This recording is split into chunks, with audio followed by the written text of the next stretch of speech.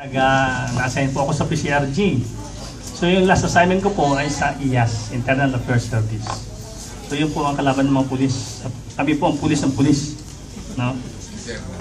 So ang ating pong lakan, nandiyan po ang ating mga trainings, practice ng mga security guards. Yung gustong maging security guards, gustong maging VIP, no? Yung protection agent. At pwede mag-training sa disaster preparedness. No? Sabi ko nga kay chairman dapat bumuo tayo. No? Yung balikatan, saka yung CW bumuo ng isang team o kung ilang teams na mag-attend sa disaster preparedness. No? Yun ang ating i-deploy kung may mga pangangailangan tayo, kung may mga insidente o kung may mga kalamiting nangyayari. Hindi po ba? So kami na po magte-train sa inyo. No? Pero kailangan yung mga matitikas. Sabi mga kanina ni Attorney Villegas, kailangan natin yung titigas pantuhod. At kailangan natin parating may baong kondom. Andiyan pa ba si Major Garcia? Wala na. So anyway, nandito si Captain Tolentino, ang ating instructors, VP for Safety po ng Lakan, at si Sam Villapa, Panlilio, yan po mga staff natin na si Crystal Bacani. So, yun na po ang aking masasabi sa inyo, may CCT, marami po dyan mga PNPA graduates. So, ang tawag po sa kanila Lakan.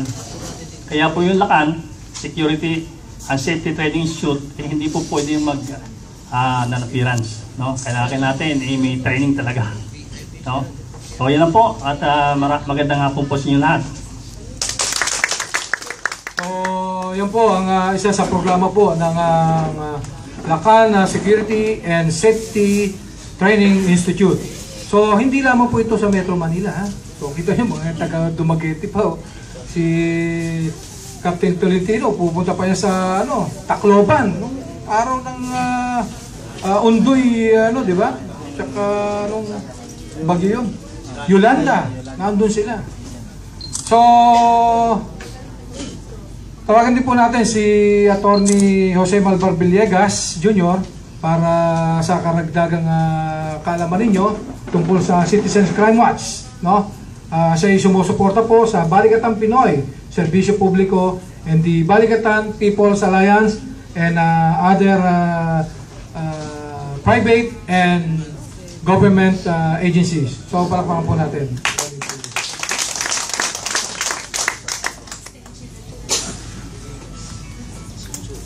22 years na ang Citizens Crime Watch. At halos lahat ng heinous crime dito, kami po ang nag-prosecute. Yung Visconde Massacre, Payumo Massacre, Lipa Massacre, Angel Alquiza Rape Murder Case, and so forth, and Siscar Rape Murder Case. Pero nagsawa na po tayong pagpapakulong doon sa heinous crime kasi nahatulan naman ng death penalty. Ito namang mga lukulukong congressman, inabolish ang death penalty. Gawa ng marami sa kanila kandidato sa death penalty. Kaya inalis nila yung death penalty. Kaya yung mga pinrosecute po namin na pinaghirapan namin para mabitay, awa ng Diyos, nandiyan pa rin sa death row. At na-commute ang kanilang mga penalty to life imprisonment. Mabuti na lang at out of about 42 na aming naipabitay, ay kalahati patay na. Diabetes, high blood pressure, iba-iba pa. Ay sabi ko, another 10 years, patay na rin yan sa death row. Kaya sabi nila, attorney, kayo nagpo-prosecute ng Maguindanao. Hindi ba 5 taon na? Hiya mo ng 5 taon yan. Basta na nakakalabos sina ang batuan. Nakitang-kita natin nakakalabos. Sa ngayon, 10 na ang namamatay dyan ng sakit. Yung out of about 100, siguro 50% sa depression ang mamamatay dyan. Kaya talagang inaasar ko yung mga akusado tuwing may hearing para matuluyan na pagbalik doon sa kulungan. So, yan po ang aming advocacy. Pero ang advocacy ngayon, ng CCW ay magpakulong ng politiko. Sapagkat kami po ang nanalo laban sa PDAP at saka sa DAP na deklara ng Supreme Court na illegal ang DAP at PDAP. Ang Crime Watch ang lead petitioner dito sa kasong ito. Kaya pagkatapos na declare ang PDAP as unconstitutional, ang Crime Watch ang unang nagdemanda sa 5 senador at saka 23 congressmen ng plunder at saka graft cases. 3 nandun na sa kalabos na senador. At yung 23 they are all undertaking trial at di Sandigang Bayan. So, yan po ngayon ang advocacy namin. Magpakulong ng barangay captain, ng mayor, ng governor, ng lahat ng mga bulok na politiko sa bansa. Sapagkat wala pong isang anti-crime organization na yan ang advocacy kung paano magpakulong ng mga mandurukot sa gobyerno. So, kapag tapos ng almost 22 years, nag-shift na po kami sa cases against corruption. Pagka po kami nag-succeed, truck po ang ipakukulong natin bago mawala si Pinoy. Kung hindi pa makakasama si Pinoy, maswerte. Pero sa nakikita ko, malamang na maging alumnus na rin siya ng kulungan, di ba? Katulad niya, nanalo kami sa DAP. Puta, pinanulusutan na naman. Nakita, mabuti na lang kahit na may tupak si Miriam, malakas ang loob. In-expose niya. Yung 500 billion na dapat i-ban ng Supreme Court, isiningit din itong mga mandurukot na ito sa ating budget. Saan ka nakakita ng mga taong ganyan na gahaman? Hindi naman taong bayan ang kanilang nasa isip personal Alam mo pa, nung ako nag-succeed na mawala ang PDAP, maraming condominium, kasi presidente ako ng Ortigas Condominium Corporation, maraming condominium na umangal sa akin. Sabi, attorney, nawala po kami mga tenants. Bakit? Nawala ang PDAP anong ugnayan sa mga tenant? Yun po yung mga kirida ng congressman, hindi na nakabayad. So, kami po apektado doon sa ginawa ninyo.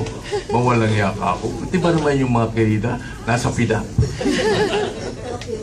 Saan ka nakakita ng mga opisyal na ganyan? Anywhere in the world. Dito lamang yung mga tanging mga klaseng ulupong na still exist in the Philippines. Kaya masakit sa loob ko kasi ako, apo ng isang bayani ni General Miguel Malvar.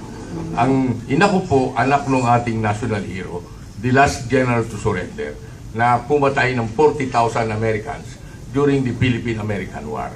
Siya po ang last general to surrender. At siya po namuno ng ating revolutionary government after the surrender of Aguinaldo to the Americans. Ang hindi ko lang akalain, several decades later, yung isa sa mga sundalong Amerikano na natili dito sa Pilipinas, Captain Jesse Pascal. At dito po nakapag-asawa at dito po meron ng mga kapatid na Muslim sa pamumuno ni Joe Aripani, na yan po ang special task force ng CCW. Nung kami po ay nagkameron ng isang malawakang disaster and rescue operation seminar, nagtaka po yung Astoria Plaza, kasi ako presidente ng Astoria Plaza. Sir, ang daming nakamotorsiklo nasa ibaba. Papasukin mo. Paano papasukin namin? 100 yan. Yan po, si Joe Aripani. Sabi ko, pambira, hindi talaga makakapasok sa Astoria. Kaya mabuti na lang, meron doon sa tapat na parking space. Kaya doon po pumark yung special task force ko na 100 motorcycle riding member ng Citizens Crime Watch. At lahat na yan ay 147 kung bibilang